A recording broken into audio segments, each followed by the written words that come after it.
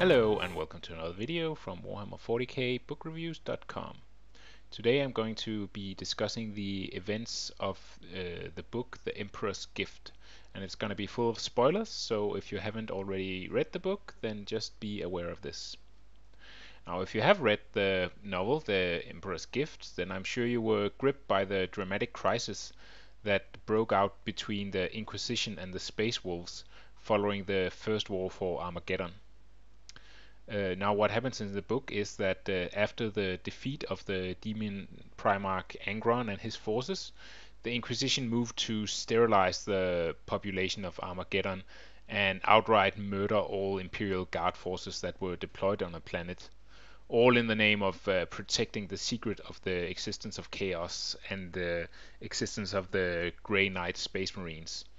This of course escalates into very dramatic situation and almost war between the Inquisition and the Grey Knights and the Space Wolf Space Marines, because they are trying to prevent this cleansing from happening. Now, having finished the book, I started wondering about who was actually in the right in this confrontation. The Inquisition with its zealous protection of the Imperium's secret, or the honorable space wolves fighting for the protection of the Imperium citizens. Reading through the novel, it appears that the Inquisition is supposed to be the main bad guy in this scenario.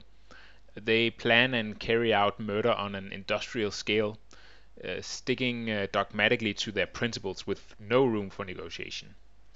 By contrast, the Space Wolves appear to be heroic fighters standing up for mankind, protecting those that put their life on the line to fight for the Imperium. Surely saving the lives of millions of innocent people is always the right thing, right?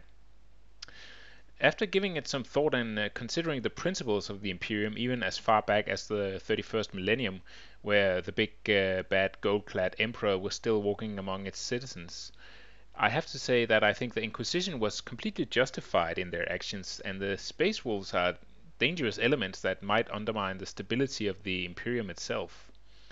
There are three main reasons I believe this to be the case. The first is that the Emperor himself believed that mankind was weak and corruptible by Xenos or Chaos influence. Even back at the height of the Imperium, the Emperor commanded the annihilation of all Xenos species and withheld the secrets of the warp. He believed a human purity had to be preserved in order to ensure the survival of humanity, and the only way this could be ensured was to eliminate the risk of any outside taint creeping into the Imperium. If we assume that the Emperor had the right idea about this, which is of course another debate, but it is generally accepted that the Emperor had or has incredible powers of foresight, then it is of highest priority that no chaos influence is allowed to establish itself inside the Imperium, which is of course what one branch of the Inquisition is focused on ensuring. The main character in The Emperor's Gift, the Grey Knight Hyperion, states that by having seen chaos incarnate, the Imperial Guardsmen have been seeded with corruption. By allowing them to leave Armageddon and spread their stories in the rest of the Imperium, they will inspire and perhaps even create themselves chaos cults that threaten the stability of the Imperium. The second reason is that by directly confronting the Inquisition, the Space Wolves undermine the supreme authority of the Inquisition and question the entire command structure within the Imperium. Now, the Inquisition is tasked with preserving the core principles of the Imperium and the God Emperor. This grants them a nearly unlimited mandate, which is needed as threats against the Imperium are many and varied and can require many different kinds of resources to fight. Furthermore, the Inquisition has access to information that is forbidden to most citizens and soldiers of the Imperium, which means that their decisions can be based on knowledge that may be a secret even to the command levels of a Space Marine chapter. Therefore, it cannot be expected that the decisions of the Inquisition will always make sense to the people that have to execute them. By defying the Inquisition openly, the Space Wolves effectively challenge the natural order of the Imperium. If the Inquisition's decisions are negotiable, then what's to stop another Space Marine chapter from questioning the commands of the Inquisition, or even a lowly Imperial general To ensure a strong power base, it is necessary that the Inquisition is never perceived as an organization which has anything less than absolute power. When the Space Wolves refused to back down or accept any compromise with the Inquisition, they were offered to take on a crusade as penance for their actions against the Inquisition as a way of ending the conflict. There was really no choice for the Inquisition than to escalate and demonstrate their unquestionable authority.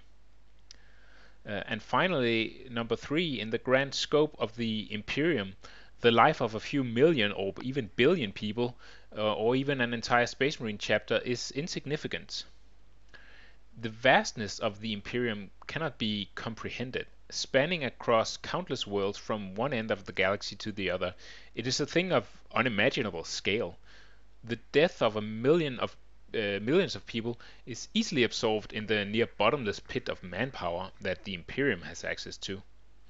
While the principle of murdering citizens that simply committed the crime of following orders is certainly regrettable, it is an Imperial non-event that will cause only the briefest of resource issues, and it's a small price to pay to secure the thousands of billions of people that populate the Imperium. The Space Wolves themselves are certainly a very valuable asset to the Imperium, and not something that should be easily discarded, which is also evident by the actions of the Inquisition in the Emperor's Gift. Yet even the destruction or excommunication of a first founding Space Marine chapter is ultimately a small price to pay to maintain stability in the Imperium. Destroying one Space Marine chapter is certainly much preferable than letting them off without a censure and risk multiple chapters rising up at a later date inspired by the actions of the Space Wolves. And for all of these reasons, I think the actions of the Inquisition in the Gift of the Emperor is justified. Ultimately, the situation resolved in a manner that is unsatisfactory for both parties. The Inquisition failed to demonstrate its power to bring the Space Wolves to heel, and the Space Wolves failed to meaningfully change the way the Inquisition operates. So those are my thoughts. I hope you enjoyed this little philosophical debate. Thank you very much for watching.